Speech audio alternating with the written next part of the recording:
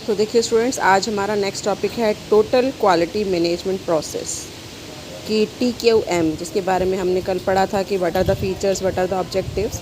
अभी आता है इसकी प्रोसेस क्या होती है, कैसे किया जाता है ये। तो वी कैन से कि it's a universal management process for conducting operation so as to provide stability, prevent change and to maintain status quo. है ना, एक यूनिवर्सल प्रोसेस है जिसमें जो भी काम किया जाता है स्टेबिलिटी को लेकर या प्रोडक्ट की क्वालिटी को लेकर, वो कई स्टेजेस से होकर गुजरता है ना। These may vary from organisation to organisation, हर ऑर्गेनाइजेशन के लिए अलग हो सकता है। अब देखिए क्या स्टेप्स फॉलो होते हैं। सबसे पहले आपको कंट्रोल सब्जेक्ट सिलेक्ट करना होता है, मतलब वेयर इज़ द प्रॉब्लम, ये आपको सिलेक्ट करना है ताकि आप उसके अकॉर्डिंग उसका सोल्यूशन निकाल सकें। तो जो प्रॉब्लम है उसी को हम कंट्रोल सब्जेक्ट यहाँ पर कह रहे हैं।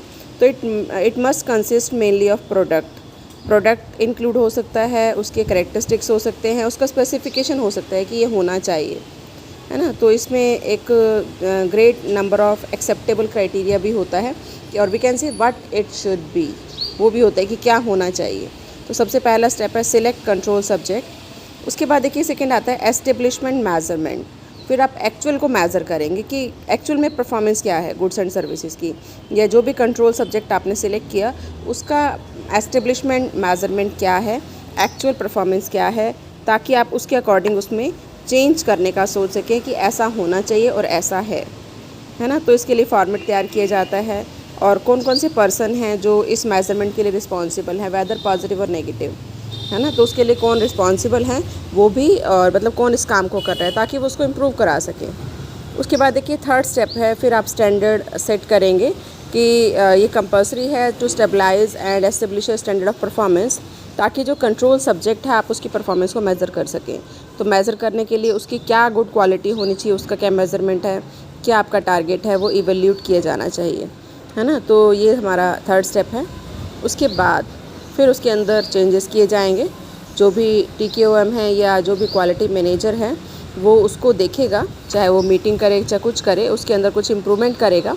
तो फिर नेक्स्ट स्टेप आता है critical step is to measure the actual performance, कि उसके अंदर जो है वो क्या उसका वेट है। अगर कोई इस तरह का प्रोडक्ट है, थर्मामीटर क्लॉक है, मेज़रमेंट टूल यूज़ किए जाते हैं, थर्मामीटर क्लॉक यूज़ की जा सकती है, यार्ड यूज़ किया जा सकता है, वे स्केल यूज़ किया जा सकता है ना। जो भी उनको मेज़र करने के लिए ज़रूरी है उसकी क्वालिटी को, उसको चेक किया जाता है। तो एक्चुअल परफॉर्मेंस को मेज़र किया जाता है। Then interpret actual and standard performance, फिर दोनों को कंपेयर किया जाएगा कि दोनों को कंपेयर करेंगे कि जो क्वालिटी आपने सोची थी क्या वो उसके इक्विवेलेंट है, क्या उससे वो कम है या उससे वो ज़्यादा है। जो भी है कंपैरिजन करके जो वेरिएंसेस है वो निकाले जाएंगे। Next step take corrective action. फिर उसके बाद अगर कुछ कमी है तो जो भी कमी है उसको सुधारा जाएगा, उसके लिए करेक्टिव एक्शन लिए जाएंगे। तो these are needed by applying quality improvement measures, कि क्वालिटी इम्प्रूवमेंट को मेज़र करने के लिए जो टूल्स होते हैं उसको अप्लाई करके आप ये करेक्टिव एक्शन ले सकते हैं। तो ये था कुछ इसकी प्रोसेस के बारे में। नेक्स्ट देखिए total quality management implementation and system. तो वी कैन से हर ऑर्गेनाइजेशन जो है वो कल्चर में, और we can say nature of manufacturing product में, मैनेजमेंट प्रैक्टिसेस में, या जो प्रोसेस वहाँ पर यूज़ हो रही है उसमें वो यूनिक है, वो डिफरेंट है। तो there is no one solution for every organization. हर ऑर्गेनाइजेशन के लिए और हर सिचुएशन के लिए कोई एक सोल्यूशन नहीं है, है ना। जो प्रॉब्लम है, जो सिचुएशन है, उसके अकॉर्डिंग टोटल क्वालिटी मैनेजमेंट को इम्प्लीमेंट करना होगा। तो इसके लिए इसकी जो स्ट्रेटजी है वो ऑर्गेनाइजेशन टू ऑर्गेनाइजेशन डिफ़र करती है। हालांकि बहुत सारे एलिमेंट्स हैं जिनको कि सेम फॉर्मेट में कई बार इम्प्लीमेंट कर दिया जाता है, लेकिन फिर भी स्ट्रेटजी अलग हो सकती है। तो ये देखो, ये जनरल स्ट्रेटजी मॉडल है जिसमें कुछ पॉइंट्स बताए हैं जो जनरली मोस्टली जो ऑर्गेनाइजेशन है उस पर इम्प्लीमेंट होते हैं। तो सबसे पहले जैसे बताया, ऑर्गेनाइजेशन की स्ट्रेटजी को आइडेंटिफाई करना होगा, TQM को, टोटल क्वालिटी मैनेजमेंट को ये देखना होगा कि कंपनी की क्या स्ट्रेटजी है और उसके अकॉर्डिंग फिर वो अपनी पॉलिसीज़ बनाएगी। सेकेंड इसने बताया जो ऑर्गेनाइजेशन है वो एसेस करता है करंट कल्चर, कि कल्चर क्या है ऑर्गेनाइजेशन का, कस्टमर सेटिस्फेक्शन कैसी है, क्वालिटी मैनेजमेंट सिस्टम अभी तक कैसा है ना, उसको मेज़र करता है। फिर ये सारा काम कौन करता है, टॉप लेवल मैनेजमेंट। तो top level management core values भी देखता है बिज़नेस की, और जो प्रिंसिपल वहाँ पर यूज़ हो रहे हैं उनको भी देखता है, और उसके बाद उनके साथ कम्युनिकेट करता है कि how to do the work. तो इस तरह से ये 3 स्टेप में, 4th पॉइंट में यही बताया है कि on the basis of step 1 2 3 इससे TQM मास्टर प्लान तैयार किया जाता है। उसके बाद जो ऑर्गेनाइजेशन है वो आइडेंटिफाई करता है प्रायोरिटीज़, जो है वो देखता है कस्टमर की, कस्टमर जो है वो कैसा प्रोडक्ट चाहते हैं, क्या क्वालिटी चाहते हैं, और फिर उस डिमांड को पूरा करने की कोशिश की जाती है ना। नेक्स्ट देखिए, management maps the critical process, कि फिर जो कस्टमर की नीड है उसको पूरा करने में कौन कौन सी बाधाएं आ रही हैं, उस क्रिटिकल प्रोसेस को वो मेजर करता है। Management overseas the formation of team for process improvement efforts, कि अपनी एक टीम तैयार करता है, टीम बनाता है ताकि वो इस तरह की जो प्रॉब्लम है उसको इम्प्रूव कर सके, इस तरह की जो कमियां हैं उसको इम्प्रूव कर सके, वो एफर्ट्स करता है। Momentum of TQM effort is managed by steering committee, कि जो स्टीयरिंग कमेटी है वो इसको मैनेज करती है, मतलब जैसे बताया था 5 to 6 पर्सन की कमेटी होती है ना, जो इसको मैनेज करती है। Managers contribute individually to effort through setting a direction, और we can say goal set करते हैं जिससे कि जो उनकी प्लानिंग है, ट्रेनिंग, कोचिंग या अदर मेथड्स वो यूज़ करके उसमें ऑब्जेक्टिव वो डिसाइड करके मैनेजर्स जो है वो कंट्रीब्यूट करते हैं कि how to solve this problem. और डेली जो प्रोग्रेस रिपोर्ट है वो ली जाती है from management. Daily process management and standardization take place, progress को जैसे इवेल्यूट किया जाता है जब भी उनको रिक्वायरमेंट लगती है, और जो भी कमियां हैं उसको सुधारा जाता है। कॉन्स्टेंट एम्प्लॉय अवेयरनेस, कि एम्प्लॉयज़ की जो अवेयरनेस है वो भी देखी जाती है और फीडबैक भी देखी जाती है। और we can say employees should also भी सेटिस्फाइड एंड कस्टमर भी सेटिस्फाई होने चाहिए, तो इसके लिए काम करता है TQM। तो ये था कुछ जनरल मॉडल। उसके बाद देखिए नेक्स्ट आता है advantages of quality management, total quality management. क्या एडवांटेज हैं? तो देखिए सिंपल से एडवांटेज हैं कि सबसे पहला, अगर क्वालिटी इम्प्रूव होगी वेस्टेज कम से कम होगी, और वेस्टेज कम होगी तो कॉस्ट रिड्यूस होगी, है ना। तो बहुत सारी ऑर्गेनाइजेशन हैं जो कि TQM को फॉलो कर रही हैं, मोस्टली मैन्युफैक्चरिंग कंसर्न इसको फॉलो कर रही हैं। इसका जो मेन पर्पस होता है वो क्या होता है? टू इम्प्रूव एफिशिएंसी को बढ़ाना, प्रोडक्टिविटी को बढ़ाना, ताकि कॉस्ट कम से कम हो। सेकंड पर्पस है कस्टमर सेटिस्फेक्शन, कि ऑब्वियसली जो TQM है उसका मेन पर्पस है क्वालिटी को मैनेज करना। जो कस्टमर के पास जो प्रोडक्ट जाता है बिल्कुल स्टैंडर्डाइज प्रोडक्ट जाना चाहिए, कोई उसके अंदर ख़राबी नहीं होनी चाहिए, कोई वेस्टेज नहीं होनी चाहिए, है ना। तो कस्टमर शुड बी सेटिस्फाइड। तो वो ये चेक करते हैं कि हु आर कस्टमर्स कौन हैं, उनकी क्या रिक्वायरमेंट है, क्या एक्सपेक्टेशंस हैं, है ना। तो इसी वजह से उनको पूरा करने के लिए वो काम करते हैं। तो उसका मेन जो पर्पस है वो क्या है? कस्टमर को सेटिस्फाई करना। प्रोडक्ट एंड प्रोसेस क्वालिटी, है ना, कि जो वे देखते हैं कि जो भी प्रोडक्ट वो मैन्युफैक्चर कर रहे हैं या कितने प्रोसेस से होकर गुजर रहा है, उसके क्वालिटी के ऊपर ध्यान दिया जाता है। प्राइजेस के ऊपर ध्यान दिया जाता है कि कस्टमर को जो भी प्रोडक्ट मिले वो रीज़नेबल प्राइस पर मिले, और जैसी क्वालिटी वो चाहता है वैसी क्वालिटी उसको मिले। एम्प्लॉय मोटिवेशन तो है ना, क्योंकि टोटल क्वालिटी मैनेजमेंट का जो फोकस है वो ऑन पीपल है। तो by involving people, listening to and actively encouraging their participation, वो इम्प्रूव करता है ऑर्गेनाइजेशन को। अब देखिए इसमें क्या कमियां हैं, क्या बैरियर्स हैं।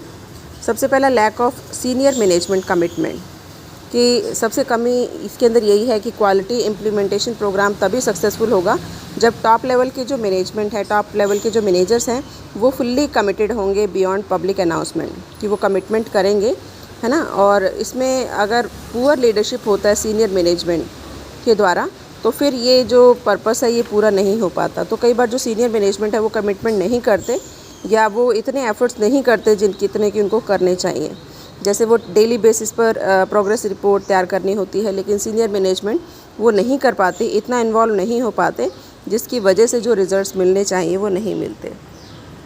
डेफिशिएंसी ऑफ कल्चर डायनामिज्म, कि हर ऑर्गेनाइजेशन का एक यूनिक वे है काम करने का, है ना। तो हर, जैसे बताते हैं, ऑर्गेनाइजेशन का कल्चर भी अलग होता है, प्रोसेस अलग होता है, फ़िलॉसफी अलग होती है।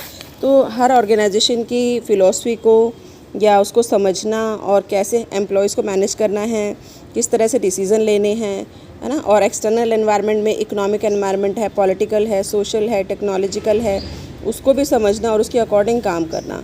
तो ये थोड़ा सा डिफ़िकल्ट हो जाता है, क्योंकि most of the top level management of many organization are rigid. उनको लगता है कि नहीं, ऐसा ही होना चाहिए, तो फ्लेक्सिबल नहीं है ना। तो इसकी वजह से भी प्रॉब्लम आ जाती है।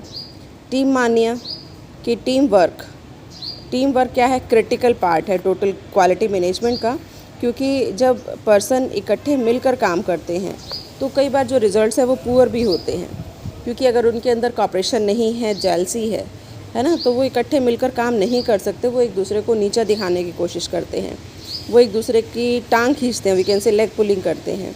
तो फिर जो टीम मानिया एक क्रिटिकल पार्ट बन जाता है टोटल क्वालिटी मैनेजमेंट का। डेवलपमेंट प्रोसेस, ये भी इम्पॉर्टेंट की पॉइंट है कि जब भी TQM प्रोजेक्ट को रोल आउट किया जाता है तो फिर जो मैनेजर्स हैं, एम्प्लॉयज़ हैं, सप्लायर्स हैं, इन सब का डेवलपमेंट होना चाहिए। कोई एक जो स्टेक होल्डर है वो मतलब क्वालिटी की परफॉर्मेंस को इम्प्रूव नहीं कर सकता, प्रोडक्ट की क्वालिटी को इम्प्रूव नहीं कर सकता, है ना। तो TQM तभी अचीव किया जा सकता है जितने भी स्टेक होल्डर्स हैं, जैसे मैनेजर्स हैं, एम्प्लॉयज़ हैं, सप्लायर्स हैं, ये सब इकट्ठा मिलकर काम करें। एंड कस्टमर फोकस, वैसे तो कहा जाता है कस्टमर इज़ द किंग, है ना, उसी को ध्यान में रखकर काम किया जाए, लेकिन यहाँ पर जो TQM किया जाता है उसमें क्वालिटी के साथ साथ प्रॉफिट को भी देखा जाता है कि कैसे प्रॉफिट ज़्यादा से ज़्यादा अर्न किया जाए। तो फिर कस्टमर सेटिस्फेक्शन एक साइड पर रह जाता है, मेन पर्पस क्या हो जाता है, प्रॉफिट अर्न करना। Taking too narrow and too broad approach, कि TQM एक लॉन्ग टर्म अप्रोच है, मतलब ऐसा नहीं है कि आप उसको 2 महीने में या 3 महीने में आप कर लोगे। लॉन्ग टर्म अप्रोच है, उसको इम्प्लीमेंट करने में सालों लग जाते हैं, है ना, जैसे मैंने बताया 2 to 5 ईयर्स, 2 से 5 साल लग जाते हैं। तो इसलिए ये ब्रॉड कॉन्सेप्ट भी है और नैरो भी है ना, क्योंकि इसको अचीव करने के लिए उनको वही एम्प्लॉय रिकग्निशन भी चाहिए। एम्प्लॉय रिकग्निशन के साथ साथ जो कस्टमर्स हैं वो भी सेटिस्फाई हों। तो बहुत सारे टूल्स हैं जिनको कि यूज़ किया जाता है, और ट्रेनिंग एंड एजुकेशन की रिक्वायरमेंट तो होती ही है कि जो TQM के जो भी मेंबर्स हैं उनको नॉलेज होनी चाहिए। अगर नहीं है तो उनको जो है वो ट्रेनिंग जो है वो दिलवानी पड़ती है कंपनी की तरफ से, है ना, और उसका भी एक्सपेंडिचर कंपनी को फिर बेयर करना पड़ता है। इसके साथ साथ new skill time to time ये चेंज होता रहता है, तो इसलिए टाइम टू टाइम उनको अपडेट भी करना पड़ता है। Lack of effective measurement of quality improvement, कि TQM जो है वो एम्प्लॉयज़ और जो प्रोसेस है उसकी क्वालिटी को इम्प्रूव करने की कोशिश करता है, लेकिन मेज़रमेंट प्रॉब्लम आ जाती है कि आप एक्चुअल को आप किस तरह से मेज़र करोगे, है ना। तो मेज़रमेंट के कई टूल हैं, लेकिन कई बार पुअर प्लानिंग होती है, पुअर मेज़रमेंट होता है, लैक ऑफ रिसोर्सेज होते हैं कि आपके पास वो टूल अवेलेबल नहीं है, तो वो भी एक बैरियर बन जाता है। सिमिलरली इनएडिक्वेट रिसोर्सेज, कि टोटल क्वालिटी मैनेजमेंट तभी सक्सेसफुल हो सकता है अगर आपके पास फाइनेंशियल रिसोर्सेज भी सफिशेंट हैं और ह्यूमन रिसोर्सेज भी सफिशेंट हैं। अगर उसकी कमी है तो फिर ये इसको इम्प्लीमेंट करना पॉसिबल नहीं होता। पुअर प्लानिंग, कि अगर प्लानिंग अच्छे से नहीं की गई तो फिर उसके रिज़ल्ट्स भी सही नहीं निकलते, है ना, वो वेस्ट हो जाते हैं। तो जो प्री प्लानिंग स्टेज है उसमें अवेयरनेस होनी चाहिए कि किस तरह से क्वालिटी इम्प्रूवमेंट प्रोग्राम चलाए जाए। रेसिस्टेंस ऑफ वर्कफोर्स, कि कई बार जो एम्प्लॉयज़ हैं क्वालिटी मैनेजमेंट के भी और अदर एम्प्लॉयज़ भी इसको रेसिस्ट करते हैं, वो नहीं चाहते कि TQM को इम्प्लीमेंट किया जाए, क्योंकि उनको लगता है कि इससे उनके ऊपर प्रेशर डाला जाएगा कि काम ऐसा नहीं ऐसा होना चाहिए, है ना। तो इस वजह से भी कई बार जो TQM है वो सक्सेसफुल नहीं हो पाती।